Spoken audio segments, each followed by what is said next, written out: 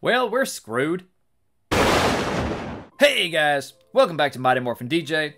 I'm DJ, and today I just want to take a few minutes to express my thoughts on some of the news that we've gotten out of Power Rangers in the last week and a half, 2 weeks. So the first thing I'll talk about is the upcoming Power Rangers video game that was announced not too long ago. Mighty Morphin Power Rangers Rita's Rewind.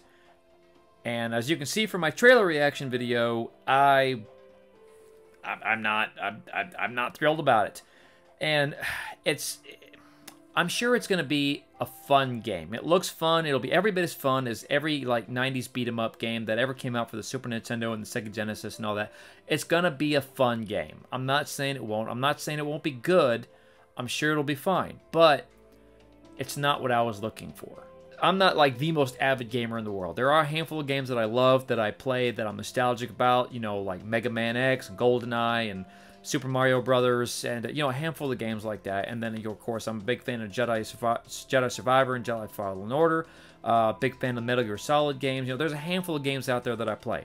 Transformers, War for Cybertron, and Fall of Cybertron. Love those games. Big fan. But the thing that I love about those games is that they completely immerse you in those worlds and makes you feel as close to whatever that game is as you can possibly get. To my point in my earlier video, Ghostbusters the video game, after years, finally brought us to feeling as close to a real Ghostbuster as we could get. Fallen Order, Jedi Survivor, even the Force Unleashed games from the Xbox 360 and PS3 made you feel as close to being a real Jedi as you'd ever felt up to that point. And then the Metal Gear Solid games do the same thing for their genre, you know, so on and so forth. Transformers, War for Cybertron, and Fall of Cybertron. They both do that same thing. It makes you feel as close as you've ever felt to being a real Transformer. This game is not going to do that for me. They have yet to make that game. And with the state of Hasbro now, with all the news that's coming out about how they never wanted the franchise in the first place, and, you know, it's likely that we may never get this game. You know, it wouldn't surprise me. So that's why I'm so upset about that. It's not that I don't think it's going to be a good game. It's just not the game that I wanted. It's not the game that I think we deserve after 30 years, you know? I even had a guy comment on my last video that he'd like to see a Power Ranger game in the same vein of like Marvel Ultimate Alliance. And after I read his comment, I thought, that would be an awesome game, you know? Why haven't they given us something like that? Like, there's a mobile game along those lines, but it's trash. But something like that, like, you know, Power Rangers Ultimate Alliance, we'll call it. That would be an amazing game. It was a great idea by that guy.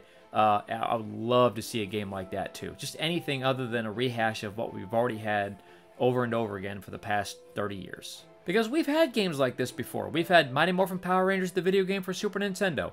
Mighty Morphin Power Rangers, the video game for Sega Genesis. Mighty Morphin Power Rangers, the movie. It was only a few years ago that they released a Power Rangers Mega Battles, I think it was, which was a side-scroller beat-em-up. The most honest attempt at a real Power Ranger game that we've gotten in a long time was Power Rangers Battle for the Grid. Now, I'm not singing that game's praises by any stretch of the imagination. I played it, so I could say I played it. The story was good. I enjoyed the story. It was basically the Shattered Grid storyline, but it was, you know, but it was still solid. But it was a fighting game, and I'm nostalgic for Street Fighter 2 Turbo. You know, maybe a few Mortal Kombat installments, but by and large, I'm just not a fighting game guy. And I didn't want a fighting game in Power Rangers. We had a fighting game for Power Rangers back in Super Nintendo and Sega Genesis. You know, it were Zord Battles. I forget the name of the game now. I'll flash it up I'll flash it up right here. But we had a Zord battle game like that back in the day. We don't need another one. You know, what we need now is something that makes us feel like a real Power Ranger. Maybe even something that lets us create our own Ranger and customize it. You know, like the visor we want, the mouthpiece we want, the eyes and the accessories and stuff we want, the color we want. You know, and let us like pick and choose from all the different Ranger outfits and to slap something together that's totally unique and different.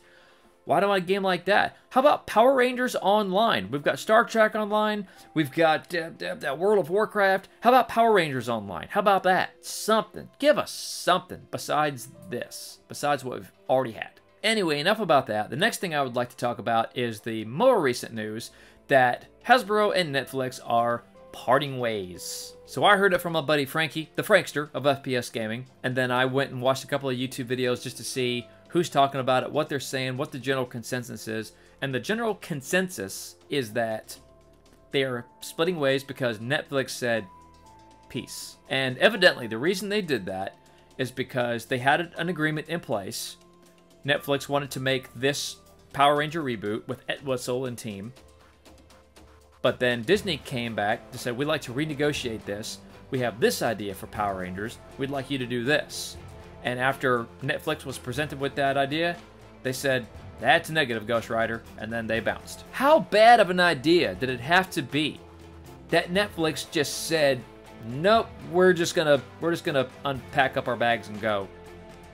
How bad did it have to be? How uncreative and boring, and just how bad could it have been? Like, I've heard rumors that they even pitched an animated series as a way of further cutting costs. And Netflix was probably, if they heard that idea, of course they would have said no.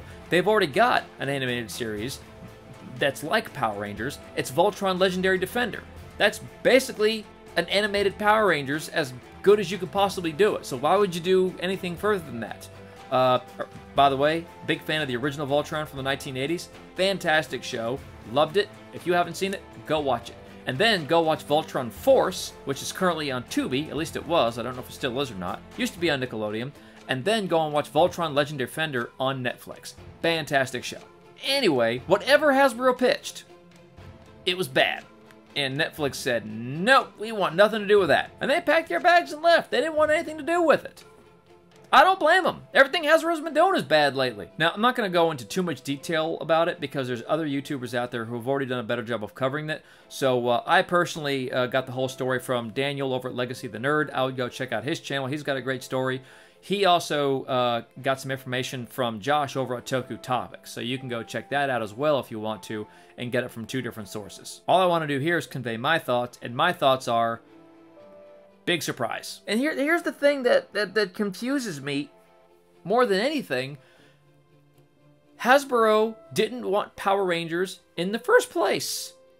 That was a decision by the former CEO who passed away, and then whatever vision he had for Power Rangers died with him, and now that Hasbro is left with Power Rangers, they don't know what to do with it. So they're trying to contract it off to different places. They've got Playmates making the toys.